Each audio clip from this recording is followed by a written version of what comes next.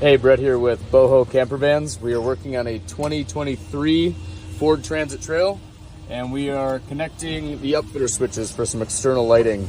So you're going to need the harness for your 6-pin connector and the 43-pin connection. We found that your 1 and 4 are on the 43-pin. So your number 1 is actually on a green-blue wire. The number 4 we found was on a blue-white wire. The number 3 is actually yellow-orange, and number 2 is a blue-red on the 6-pin. So the other 2 wires that you have coming off your 6-pin are a yellow and black, and those are just ground wires, so feel free to use those guys.